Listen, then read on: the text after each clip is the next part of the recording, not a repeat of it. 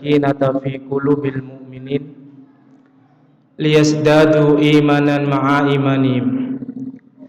Asyhadu an la ilaha illallah wa asyhadu anna Muhammadan abduhu wa rasuluh. Allahumma sholli ala Muhammad wa ala ali Muhammad kama barakta ala Ibrahim innaka Hamidum Majid.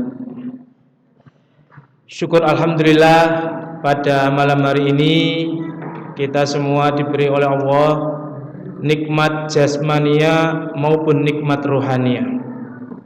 Malam hari ini kita semua memasuki malam yang keempat untuk sholat tarawih. Puasa kita sudah menjalankan selama 3 hari. Ini tak lain dan tak bukan karena nikmat Allah yang diberikan kepada kita semua. Ada 2 macam jenis kenikmatan, kata Nabi Muhammad SAW, nikmatani maqbunun aktsaru minan nas, as-sikhatu wal faragh. 2 macam jenis kenikmatan yang kebanyakan manusia itu lalai, yakni nikmat sehat dan nikmat sempat. Malam hari ini kita diberi nikmat Allah, nikmat sehat, nikmat sempat. Lengkap sudah kenikmatan yang diberikan Allah kepada kita semua. Maka sebagai wujud rasa syukur kita, mari kita jalankan ibadah Ramadan ini, ibadah puasa ini dengan senang dan bergembira.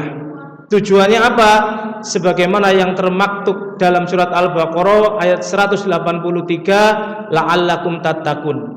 Kita semua sudah hafal. Ya ayyuhalladzina amanu kutiba alaikumussyam kama kutiba alal ladzina min qablikum la'allakum tattaqun. Nah, kata tattaqun ini Allah berharap, punya harapan kepada kita semua supaya kita menjadi hamba-hamba Allah yang bertakwa. Sholawat dan salam mudah-mudahan tetap tercurah atas suri tauladan kita, Nabi akhir zaman, Nabi Muhammad SAW, yang telah menunjukkan kepada kita semua agama Islam, agama yang benar, agama yang mudah, agama yang memajukan peradaban. Semoga nanti kita semua di Yaumul Ahsyr mendapatkan syafaat dari Rasulullah SAW. Hadirin jamaah sholat tarawih yang dirahmati Allah, kembali kepada surat Al-Baqarah tadi, la'allakum tattaqun, supaya kita semua menjadi hamba-hamba Allah yang bertakwa. Tidak apa-apa Pak, biarkan, tidak apa-apa, tidak masalah ya.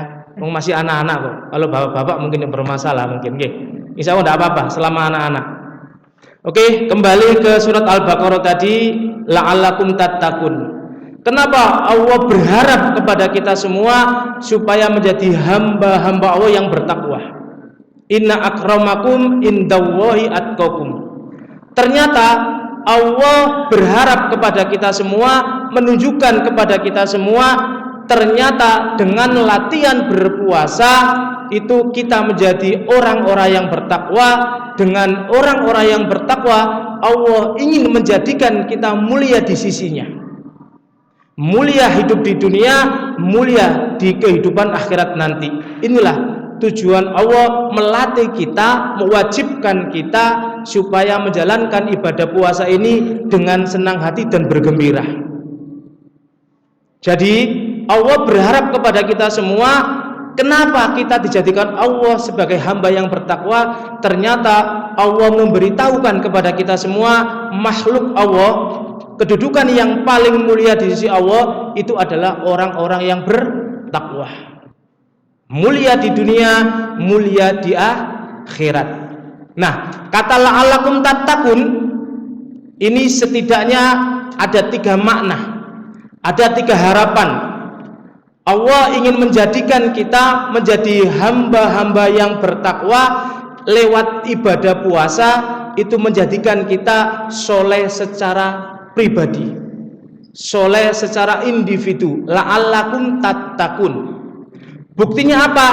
Kita bisa lihat ketika bulan Ramadan iman itu bisa bertambah. Yang biasanya, mohon maaf, jarang sholat berjamaah, alhamdulillah rutin. Ini berkat bulan Ramadan.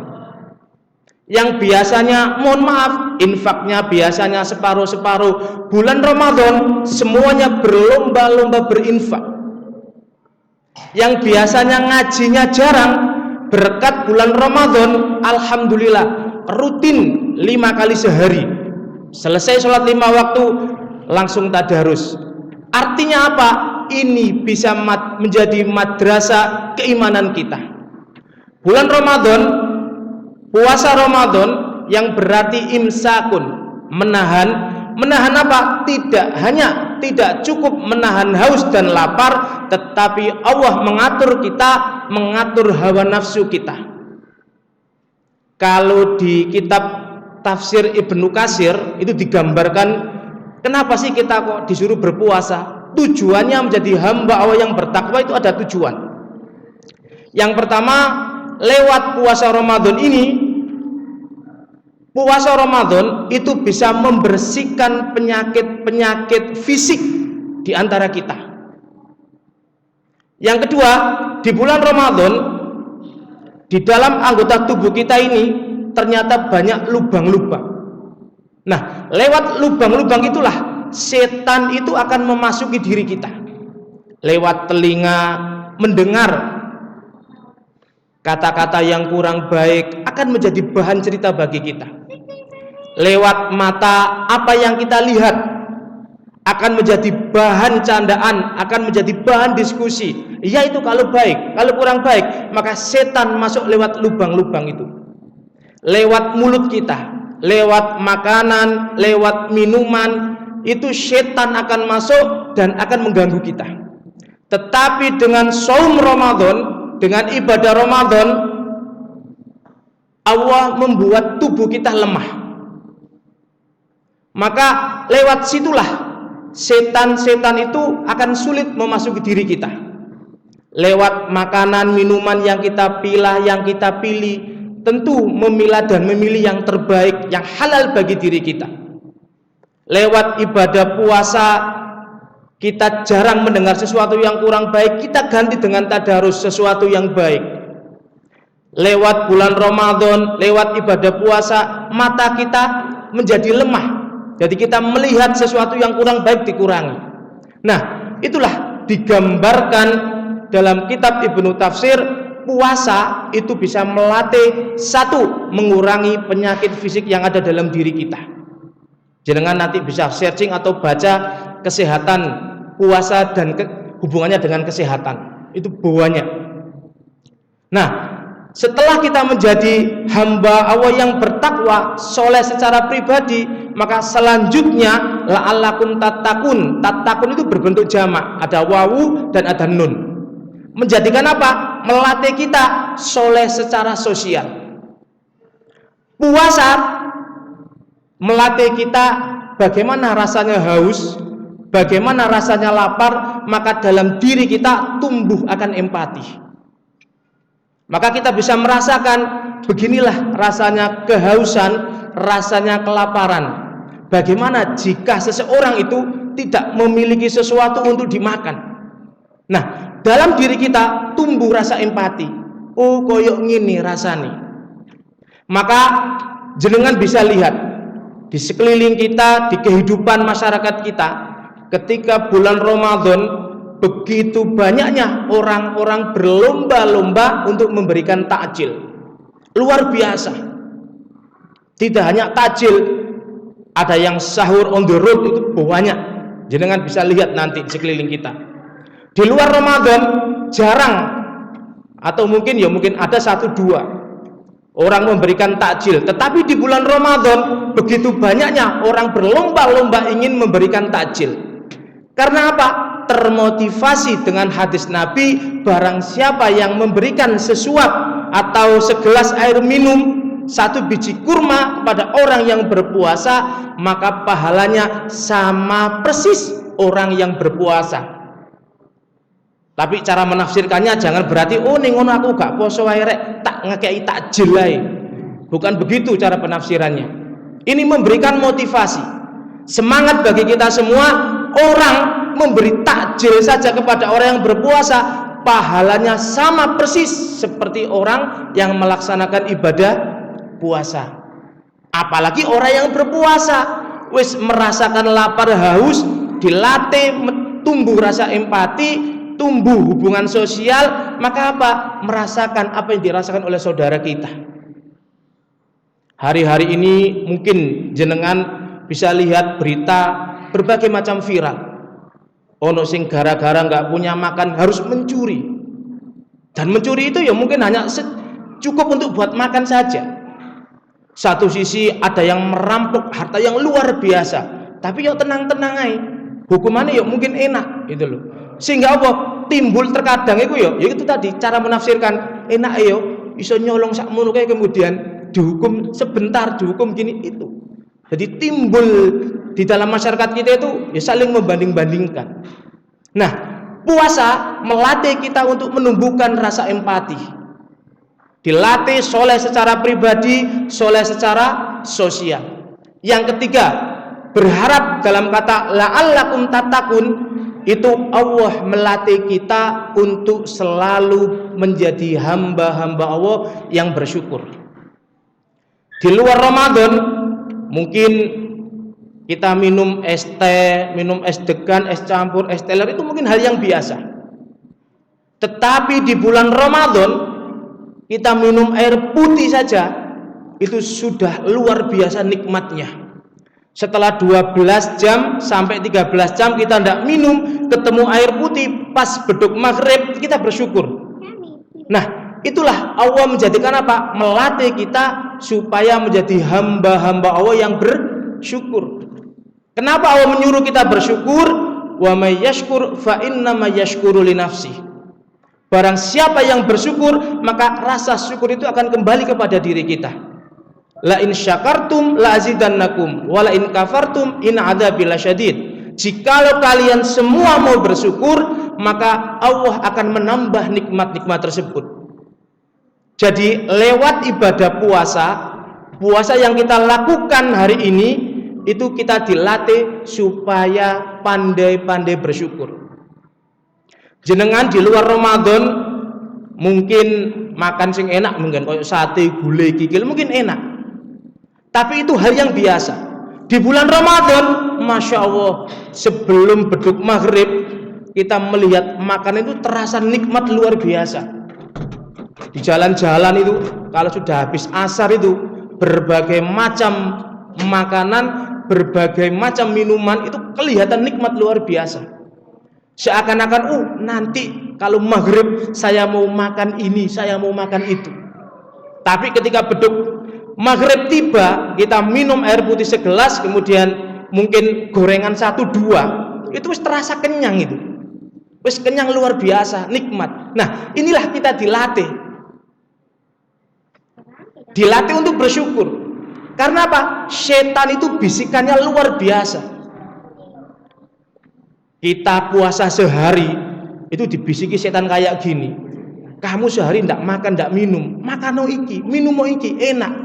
Seakan-akan makanan kita kumpulkan semua, minuman kita kumpulkan semua. Beduk maghrib tiba, kita makan, kita minum ini berbagai macam. Menjelang sholat isya kita lemes. Yo gak kuat dong kakek mangan. Nah, setan itu kayak ngono. Nah, makanya di surat Al-Baqarah 183 Allah memerintahkan kita ibadah puasa supaya kita menjadi hamba-hamba Allah yang bertakwa. Kenapa kok bertakwa? Karena Allah ingin memuliakan kita. Nah, kata la'allakum tattaqun itu menjadikan kita pribadi soleh secara pribadi, soleh secara sosial, dan menjadi hamba Allah yang pandai bersyukur. Mensyukuri nikmat Allah itu mudah. Terkadang untuk bersyukur itu kita harus diuji. Diuji dengan berbagai macam cobaan. Misalnya jenengan kena musibah kecil misalnya, naik motor keserempet jatuh misalnya. Kita baru bersyukur, alhamdulillah cuma keserempet. Coba bayang mau ketabrak ngono ya opo. Kayak iso bersyukur. Nah, terkadang hal-hal yang kecil itu akan menjadi mengingatkan kita. Maka mari kita latih diri ini untuk selalu bersyukur. Bersyukur akan mendatangkan kebahagiaan. Jadi untuk bersyukur itu jangan nunggu bahagia. Bersyukur dulu, kebahagiaan itu akan datang. Bersyukur bagaimanapun kondisi kita, apapun keadaan kita, mari kita biasakan untuk selalu bersyukur, supaya tidak kufur terhadap nikmat-nikmat yang telah diberikan Allah kepada kita semua. Sebagaimana dalam hadis tadi digambarkan oleh Nabi Muhammad, dua macam jenis kenikmatan yang kebanyakan manusia lalai, nikmat sehat dan nikmat sempat. Orang bisa menghargai betapa besarnya nikmat kesehatan itu ketika dilanda keadaan sakit. Ketika sakit baru sadar, oh iya, ternyata sakit itu tidak enak. Tidak bisa makan ini, tidak bisa makan itu, tidak bisa beraktivitas ini, tidak bisa berkegiatan itu. Akhirnya sadar, kapan aku sehat meneh? Makanan seenak apapun, kalau dalam keadaan sakit tidak bisa menikmati. Itulah nikmat yang sering dilalaikan oleh manusia, termasuk kita ini. Nikmat yang kedua apa? Nikmat sempat. Bulan Ramadan ini Allah memberikan kita kesehatan, Allah memberikan kita kesempatan untuk menjalani bulan Ramadan ini dengan senang hati dan bergembira. Ya, kita menyambut luar biasa bulan Ramadan datang, tiba, itu kita bahagianya luar biasa. Di mana-mana ada tulisan marhaban ya Ramadan, selamat datang bulan suci, selamat datang ibadah puasa, selamat menjalankan ibadah puasa. Itu tamu kehormatan kita sambut. Tetapi ingat, jangan sampai kepergian bulan Ramadan itu pergi dengan sedih.